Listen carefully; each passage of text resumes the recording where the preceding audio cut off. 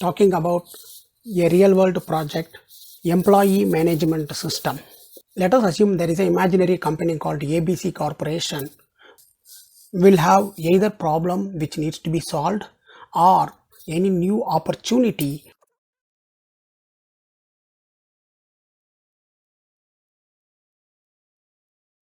Welcome to our channel and real world projects video series. In this series, we are providing real world project requirement and solutions using which IT projects can be developed your own and get an experience. If you have any questions or comments on these projects, please add it in the comment section. We will try to answer as soon as possible. Please subscribe and click bell icon to get new videos in this channel. In this video, we will be talking about a real world project, employee management system. This project can be implemented using any technology, let it be Java, .NET, Salesforce, or use any architecture style like microservice architecture, any front-end technologies like Angular, React, JS. We will talk about the project background, business problem or opportunity statement, business in scope and out of scope, business requirements, technology requirements, non-functional requirements, use case diagram and context diagram. The project background. Let us assume there is an imaginary company called ABC Corporation who want to improve how the employee related informations are managed in the organization. The company started some time back and they had only 5 employees while starting. Now the company has grown and they have around 200 employees. Over a period of time, in order to help employees, the company has created many systems like absence management system where employees can apply a leave, and a pay and benefit system where full-time employees can view their pay slips as well as select the benefits. Employee service platform, it's like a tool which helps employees to raise any request like reset my password, or if they face any issue like login issue where they can go and raise a ticket and some service representative will come and help them to resolve it. When the company is started, by considering the employee information what they need to maintain, they use the Excel file. Whenever new employee join, they update this Excel file to add a new employee and communicate to other system owners saying that their system needs to be updated manually. So by considering next 5-year growth rate, company is expecting to hire more number of employees, and also company will bring vendor resources to work on the project and deliver the service. Based on this, there is a need to manage employee information in centralized system so that the company will get a benefit over a long period of time. The benefit includes bringing down the cost of managing employee information. It means they don't need to update all the dependent systems whenever new employee joins or when employee leaves the company. And any manual error which occurs during the employee update will be avoided. And also most importantly, there won't be any redundant data across different systems. So this project helps the company over the long period of time and saves the cost and the effort.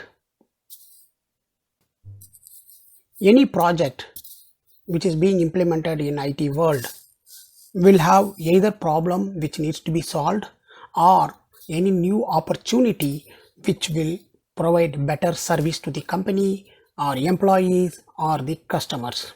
In this project, the problem statement is employee information is maintained in multiple systems, and whenever a new employee needs to be added or updated, or if employee leaves, we need to update multiple systems, which involves time and effort. That's a problem statement. Now let us look at what is the opportunity this brings. Maintaining employee information in a common system will enable easy maintenance.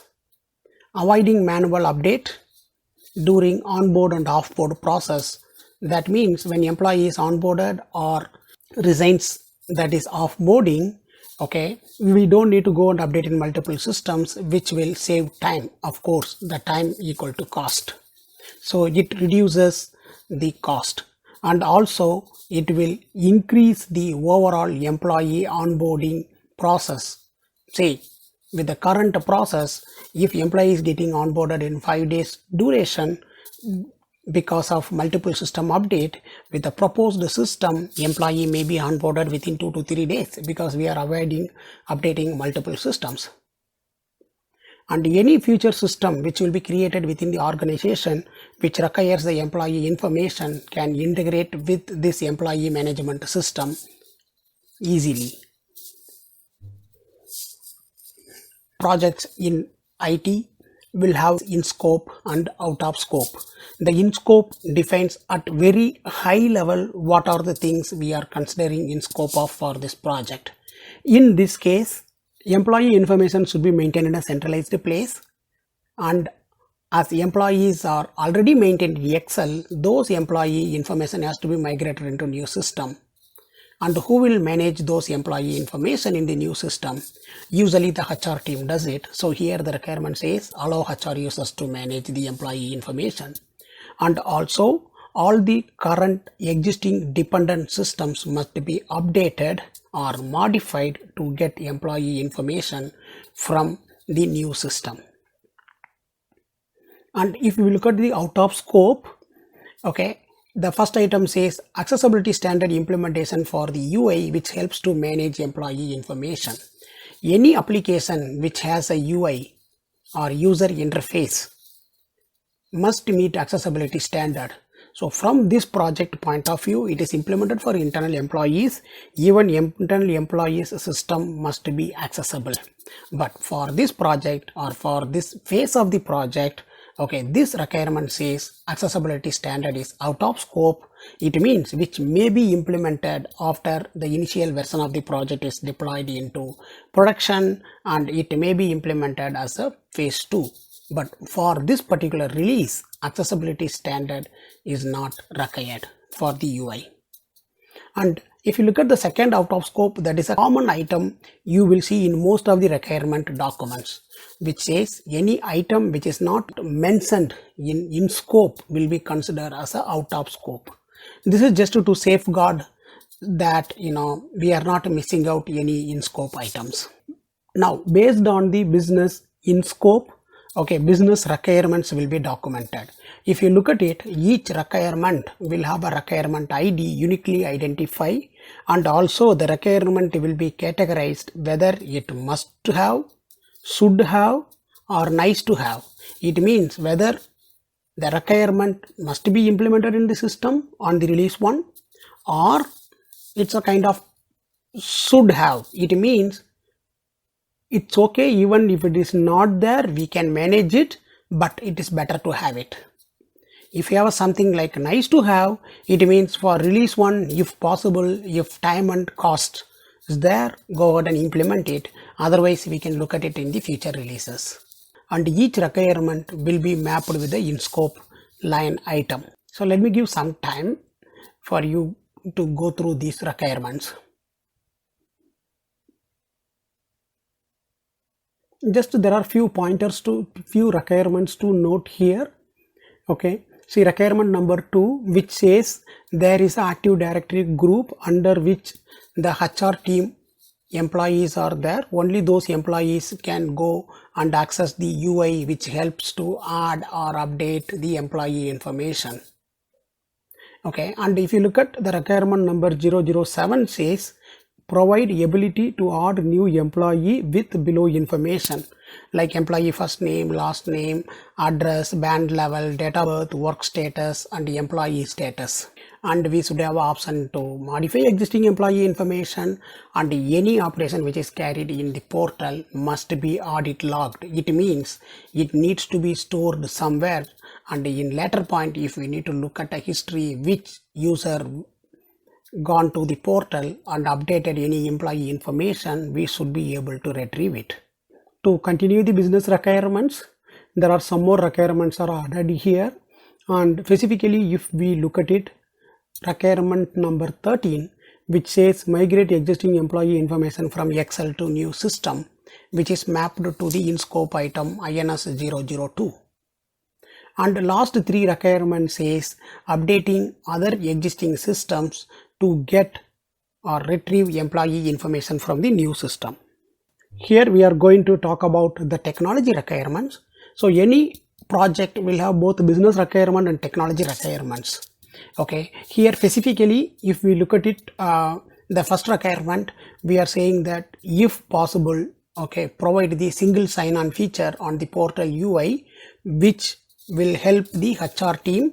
Okay, it means whenever HR team try to log in or try to access the system in production, they don't need to log in if the user is already logged in into their network, their company network. Okay, and then for other systems to consume, it must be exposed as a REST based API, okay, by following the REST architecture principles. That is the requirement 002. And one key point to note is here, if you look at the requirement number, that is bit different from the business requirement. Here we are saying tech rec hyphen and then the requirement number. Each company follows a different pattern, but here I have given just like an example. And if you look at the requirement 003 and 006, which says any system which is implemented in ABC corporation should follow some standards, because all the companies will have some standard for any system implementation. Those standards must be followed. Then along with the business requirements and technology requirements, always there will be a non-functional requirements. Sometimes people call it as this as a NFR. Okay. So if you look at it, the first requirement says systems should be deployed in active mode. It means if we are going to have 2 data center and both data center should have applications always up and running. Even if one data center goes down, the other data center should have a capacity to pick up the entire load.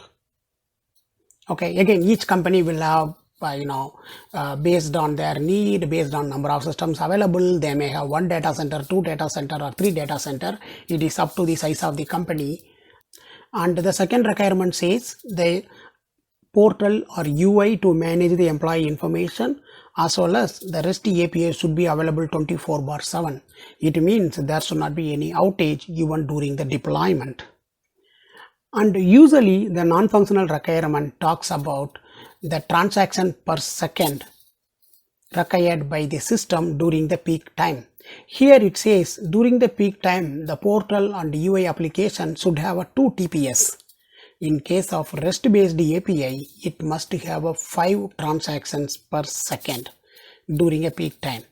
So usually architects will use this information to define how many servers they need, whether they need 1 machine with 1 CPU with a 500 GB of RAM, or they want 3 machine with 2 CPU in each machine and 500 GB of RAM. So the decision on the architecture, that is means the physical architecture, will be taken based on non-functional requirements. Usually the non-functional requirements includes the growth rate of the company or the growth rate of the system.